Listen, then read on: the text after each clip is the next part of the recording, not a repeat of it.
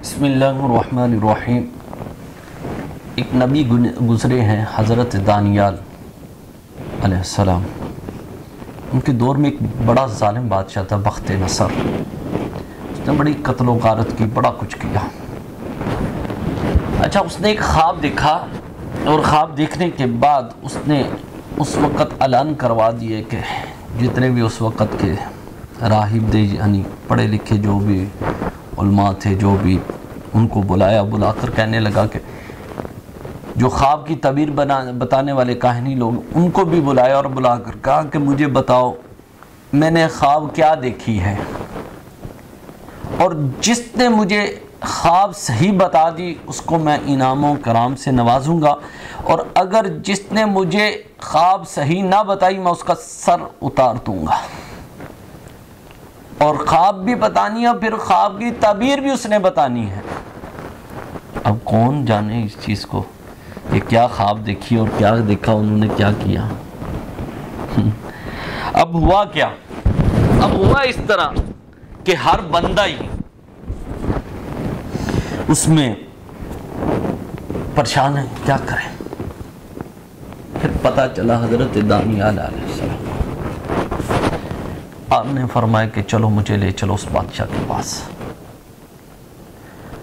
हजरत दानियाल अलैहिस्सलाम जब बख्त नसर के पास आए और आकर बैठ के आपने फरमाया कि मैं तुझे तेरे ख्वाब का बताता हूँ कि तुझे क्या ख्वाब है। उसने कहा देख लेना, अगर आपने मेरा ख्वाब सही ना बताया तो मैं आपका सर कलम कर दूंगा, ये ध्यान में रख लेना। आपने फरमाया ठीक है, तू सर कलम कर देना। उसने कहा ठीक है। आपने फरमाया सबको इकट्ठा कर ले, सबको इकट्ठा किया। फिर आपने फरमाया कि सुन बख्त नसर, तुमने ख्वाब इस तरह देखा कि एक बहुत ही बड़ा बुत है जिसके पैर जमीन पे हैं और सर आसमानों के साथ लग रहा है।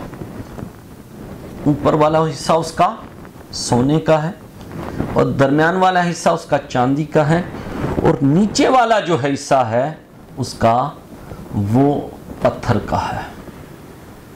उसने कहा बिल्कुल ठीक है, ऐसे ही मैंने देखा है कि बहुत बड़ा पत्थर है। मैं हैरान हो गया, इतना बड़ा पत्थर। आपने फरमाया इसका दूसरा हिस्सा इस तरह है कि एक हीरा आता है और वो हीरा आकर उस बुत से टकराता है और वो बुत पाश पाश होकर गिर जाता है, उसके टुकड़े टुकड़े हो जाते हैं। उसने कहा बिल्कुल ऐसा ही है, मैंने ऐसे ही देखा। आपने फरमाया फिर वो हीरा एक रेगिस्तान के अंदर जाकर गिरता है। उसने कहा हाँ जी बिल्कुल ऐसे। हमने फरमाया फिर वो हीरा इतना बड़ा हो जाता है, इतना बड़ा हो जाता है कि वो मशरक को मगरब को ढांप लेता है। उसने कहा हाँ जी बिल्कुल ऐसा ही, मैंने ऐसा ही देखा है। हमने फरमाया ऐसा ही है ना तुम्हारा ख्वाब? उसने कहा हाँ जी ऐसा ही है ख्वाब। हमने फरमाया पक्की बात? उसने कहा हाँ जी बिल्कुल पक्की बात, ऐसा ही मैंने देखा। हमने फरमाया ये तेरा ख्वाब था, मैं तुम्हें बताता हूँ इसकी तबीर क्या है। हमने फरमाया इसकी तबीर इस तरह है कि एक उम्मी नबी आएगा, यानी ये लक़ब पहले नबियों में भी मौजूद था मेरे आका का, उम्मी लक़ब। कि हज़रत दानियाल अलैहिस्सलाम फरमाने लगे कि एक उम्मी नबी आएगा, जिस तरह वो हीरा बुत के साथ टकराया है तो वो नबी बुत परस्ती के साथ टकराएगा।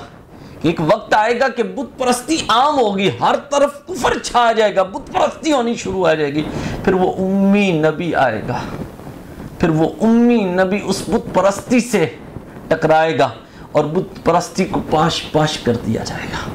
और जिस तरह वो हीरा मशरक को मगरब को ढांप लिया था, इस तरह वो आखिरी नबी उम्मी नबी जब दुनिया पर आएंगे कि उनके दीन से, उनके नाम से पूरी दुनिया पे चर्चा हो जाएगा और हर तरफ उनका इस्लाम फैल जाएगा, मशरक व मगरब तक उनका इस्लाम फैलेगा। आज देख लो, वो पहले नबियों ने तो कितने साल तबलीगें की है।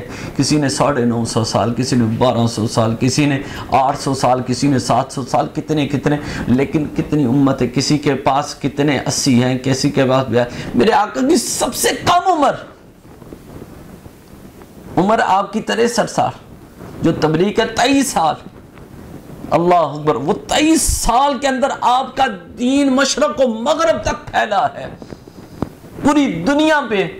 आज मेरे आका का नाम है, और ये आज हम मिलाद नहीं कर रहे, और या मेरे नबी का नाम आज नहीं लिया जा रहा है, ये पहले नबियों के अंदर भी ये जिक्र किया जा रहा था। ये लक़ब अल्लाह ने अपने महबूब को पहले नबियों तक भी पहुँचाया कि मेरा उम्मी नबी आने वाला है।